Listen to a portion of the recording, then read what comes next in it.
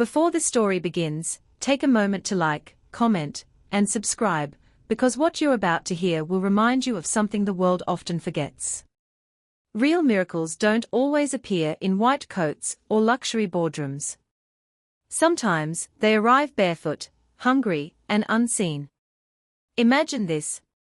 A powerful billionaire father, standing alone behind a cold hospital window, watching a boy with torn clothes and empty pockets dance under the street lights. Neither of them knew that within hours, their lives would collide in a way no one could ever predict. Keep watching, because what happens next will challenge everything you believe about pain, hope, and the power of humanity. The world once bowed when Alexander Monroe entered a room. CEO of Monroe Global Industries, one of the most powerful financial empires in the world. A man who built his empire from dust, respected by presidents, feared by competitors, envied by millions. Yet the world did not know that Alexander Monroe was a broken man. His daughter, Isabella Monroe, 18 years old, full of laughter, full of life, had been the center of his world. She dreamed of being a dancer, stage lights, ballet shoes, applause echoing like thunder.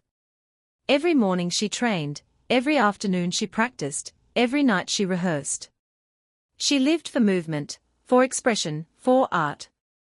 Until one tragic night. A drunk driver ran a red light. A collision of metal and glass. Pain. Screams. Silence. When Isabella opened her eyes in the hospital, she could not feel her legs.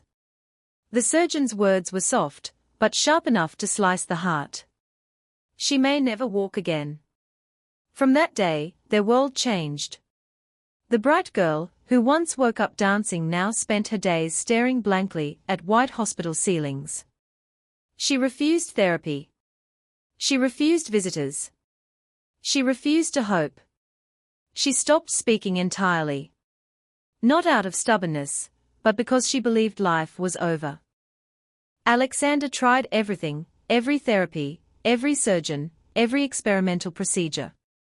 Money flowed like water, millions spent, specialists flown in from every continent. But nothing changed. Isabella's body stayed still.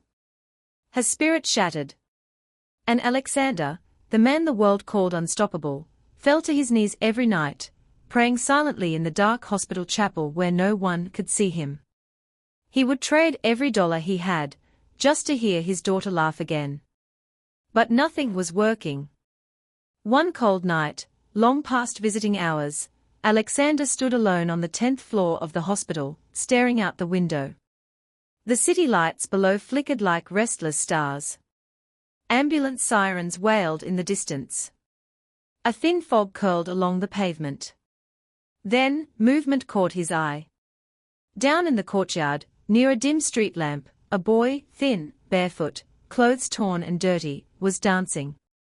He spun and leapt, feet tapping violently against the pavement, arms slicing through the cold air.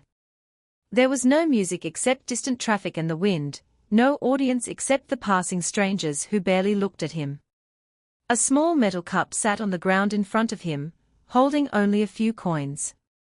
But he danced like he was on the biggest stage in the world, like every step was a heartbeat, like every movement was survival.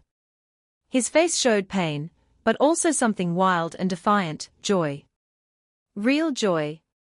The kind that couldn't be bought.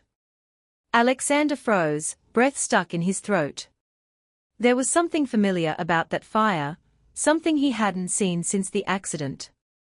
Down below, the boy lifted one hand to the sky, spinning with his eyes closed, as if the world had disappeared. Alexander pressed a hand to the glass. His heart pounded. Because in the chaos of grief and fear, he saw something impossible. Hope.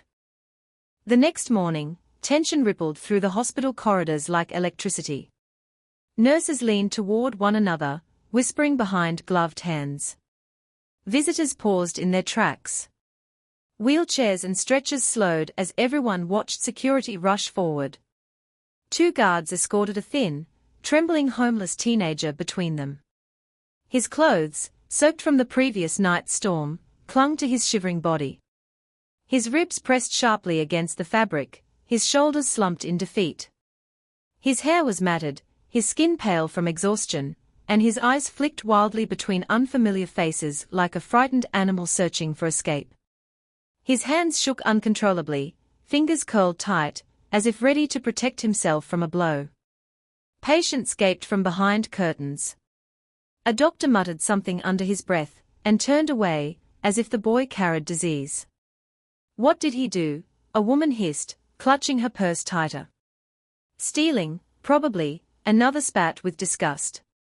"He doesn't belong here," a man sneered loudly, ensuring the boy heard every word. The shame struck deeper than the cold. Daniel lowered his head, staring at the ground, filthy feet against polished tile. He felt hundreds of eyes stabbing into his back, peeling away the thin layer of dignity he had left. The guards continued down the hallway until they stopped in front of a towering dark wood door marked Private Suite Alexander Monroe. Daniel froze. His breath quickened. His legs trembled as if they might buckle. Rich people, he thought, bring consequences. Real consequences. One guard lifted his hand to knock, but before he touched the door, it opened. Alexander Monroe stood there, tall, stern, expression unreadable. His suit was immaculate, but his face looked hollow, his eyes ringed with sleepless nights. He stared at the boy for a long, heavy moment. No anger. No disgust. Something else. Something no one there recognized. "Bring him in," Alexander said quietly.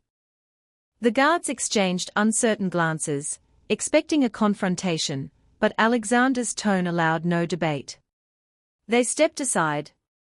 Daniel hesitated, shrinking back as though expecting the floor to open and swallow him. Barefoot, he stepped onto the cold marble, his dirty footprints staining the spotless white. Inside, everything gleamed, glass walls, platinum fixtures, soft lighting glowing like candlelight. It felt like stepping into another universe. Alexander watched him closely. "What's your name?" he asked. Daniel blinked, his throat constricting. "Daniel," he rasped. "Daniel Carter. How long have you been living on the streets?" Daniel hesitated, eyes shifting away. 2 years. "How old are you?" 16. The weight of the number hung heavily in the air. 16 should have meant school, safety, family, not this. Alexander studied him with an expression that was not pity, not judgment, something deeper. "Daniel," he said gently, "do you know why I asked for you to be brought here?" Daniel shook his head. Confusion and fear tangled in his chest. Alexander inhaled slowly, voice soft, not powerful, not commanding, tired. "Because last night, I watched you dance. And I have never seen anything like it." Daniel's eyes widened in shock. Praise was foreign to him. He had spent years being ignored, rejected, invisible. Now a billionaire was speaking to him with sincerity. Alexander stepped aside and gestured toward a wheelchair facing the window. Isabella sat there, unmoving. Her face was pale, drained of life. Her hair hung in tangled waves, untouched. She stared blankly through the glass, as if the world beyond no longer included her. "I want you to dance for my daughter," Alexander said. The air froze with silence. Daniel's body stiffened. He took a step backward, shaking his head violently. "No. I can't. I shouldn't even be here. I'm nobody." "You're not nobody," Alexander answered firmly. "You have something no one else has." Daniel clenched his fists. "I don't belong in a place like this. People like me." A soft metallic sound echoed through the room. Isabella's wheelchair shifted. Her head turned slightly. For the first time in months, she reacted to something around her. Her eyes, once hollow and lifeless, held a flicker of something raw and unfamiliar. Annoyance, perhaps. Or curiosity. Alexander's voice fell to a whisper, almost a plea. Please. Dance? Daniel's breath trembled. His legs felt weak. His heart pounded against his ribs. He could run. He could refuse. He could disappear back into the world where no one expected anything from him. But inside, a spark ignited, the same fire that pushed him to dance alone in the rain, without an audience, without applause, without hope. He stepped forward. Slowly, deliberately, he moved into open space in the center of the room. Silence pressed in on him from all sides. At first, his movement was almost nothing. A trembling shift of weight. A cautious step. A hesitant turn. Then the rhythm inside him, built from survival, hunger, pain, and resilience, took hold. His feet slid softly across the marble. His arms carved through the air. His body spoke emotions he had no words for. It was not polished. It was not graceful. It was raw. Broken. Real. Every movement said, I lived through storms. I survived nights no one saw. I am still here. And then, for the first time in months, Isabella lifted her head. Her eyes widened, breath catching sharply in her throat. Her lips parted slightly, stunned by something she could not name. Something inside her woke. The room held its breath. Daniel's feet slowed, then stopped completely. His chest heaved, sweat tracing down his temple. He stood frozen in place, bracing himself for the expected, awkward silence, rejection, maybe even security escorting him out for disrespecting the billionaire's daughter. But instead, cutting through the heavy stillness like a blade through glass, came a single word. Again. It was faint. Fragile. Barely more than a broken whisper. But it was real. Isabella's voice. Alexander felt his heart slam against his ribs. The nurses turned as if struck by lightning, eyes wide, hands covering their mouths. In 8 long months, no doctor, no therapist, no medication had been able to pull a single word from her. Yet now, this homeless boy had. Daniel's eyes widened with disbelief. His throat tightened as emotion surged through him, but he quickly swallowed it down and gave a small nod. I'll dance again, he whispered. From that day forward, everything changed. Daniel returned every single morning. No contracts. No promises. No audience. Not a single coin exchanged hands. He danced, not for applause, not out of obligation, but because something in her eyes begged him not to stop. Some days Isabella watched quietly, her eyes filled with storms. Some days silent tears streamed down her face, soaking the collar of her hospital gown. Some days she screamed, furious with her helplessness, angry at the world that had betrayed her. But Daniel never left. And slowly, almost invisibly at first, her body began to respond. One morning, her fingers twitched. Another day, her wrist lifted half an inch. Then her arms weakly followed the rhythm.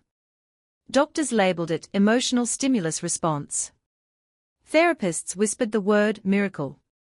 But to Alexander Rivers, a man who had purchased everything except joy, it was something far greater. Hope. Weeks passed. One afternoon, Daniel finished the final move of a routine, exhausted, breathless, but smiling faintly. He turned to gather his things and leave. Behind him, a shaky voice broke the silence. Don't go yet. The words trembled with effort, but they were clear. Daniel spun around, stunned. Isabella pushed her palms against the wheels of her chair, determination burning in her eyes for the first time in months. With a trembling breath, she placed her hands on the armrests, forcing pressure into her weakened legs. Her muscles shook violently. Her knees buckled. Every tendon screamed. But she tried. Alexander stepped forward instinctively, terrified yet unable to move. Isabella's body surged upward, just an inch. Then gravity won. She collapsed forward. The nurses screamed. Alexander lunged. Daniel reached out desperately. And everything stopped. Chaos exploded through the room like a bomb. Nurses stormed in, monitors beeped rapidly, and the medical team shouted overlapping commands. The sound of panic ricocheted off the sterile white walls. Isabella lay trembling on the floor while hands fought to stabilize her. Alexander's voice cracked, raw with terror. "Help her! Move!" The lead doctor seized his arm sharply. "This is exactly what we warned you about. She is mentally unstable and physically unprepared for this level of strain. This foolish experiment is dangerous." Alexander's face flushed red with fury. Foolish. This experiment made her speak for the first time in months. The doctor stepped closer, jaw tight. "You're risking her life for illusions. Miracles don't come from street performers." Something snapped inside Alexander. "That boy," he thundered, pointing toward Daniel, "has done more for my daughter than your entire staff combined. You gave up on her. You told me to accept she would never walk again. I refuse to accept that." The doctor folded his arms. "Then you're choosing emotion over medicine. And that decision will destroy her." Silence pressed in, thick and heavy. Alexander inhaled slowly, shaking with rage and heartbreak. Then his voice dropped to icy finality. "You're all fired." Gasps rippled across the room. The medical team froze in disbelief. "Leave," he ordered. "Every one of you." Hours later, the storm continued, but now outside the hospital walls. News had spread. Families gathered in the lobby, furious. Accusations flew like stones. "He's a distraction. He's dangerous. He shouldn't be here. He's a homeless kid, throw him out." Security guards grabbed Daniel by the arms. Alexander fought through the crowd, shouting, "Let him go. He stays." But the guards overpowered him. The glass doors slid open and Daniel was shoved into the pouring rain, hitting the ground hard. The doors sealed shut in his face. Through the glass, Isabella watched.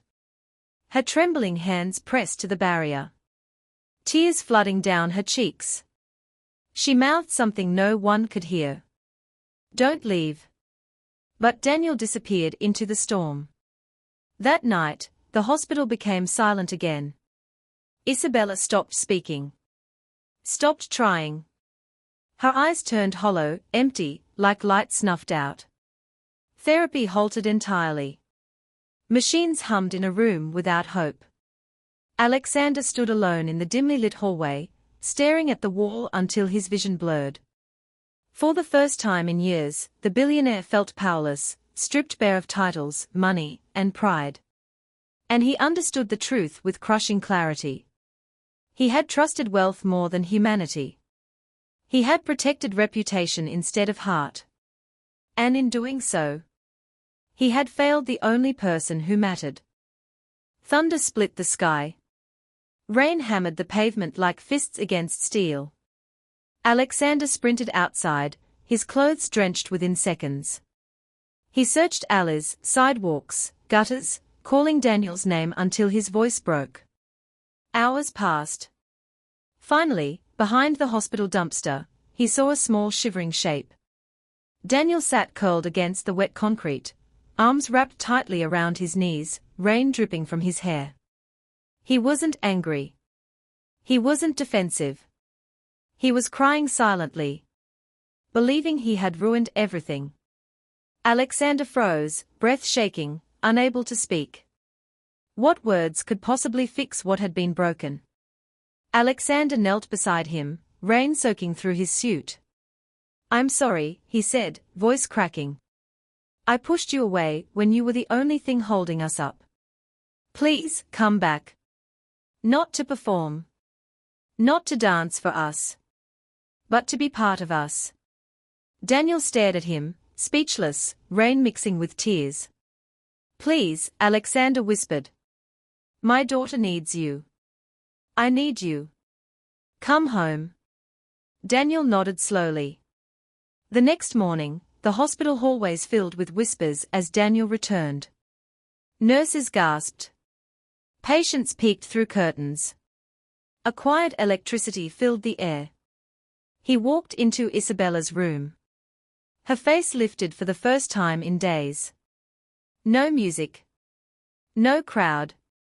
Just them. Are you ready? Daniel murmured. She nodded, eyes shaking, breath trembling.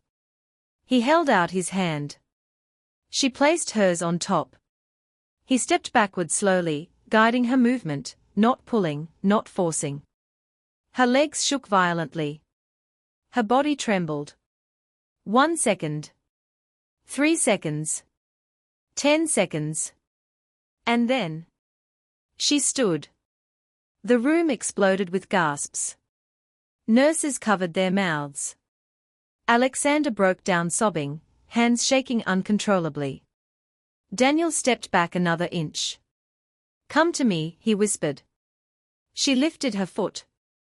1 step. Another. She stumbled, but Daniel steadied her.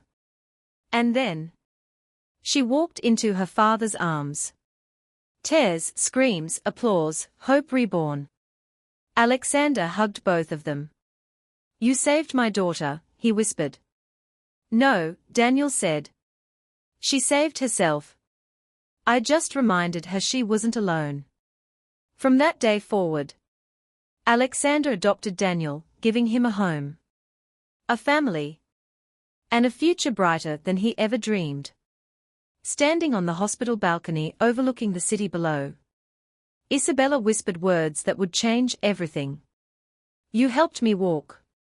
Now, let's help the world stand again. Money can buy treatment, but kindness can bring healing. Because the most powerful force on this earth is a human heart willing to lift another.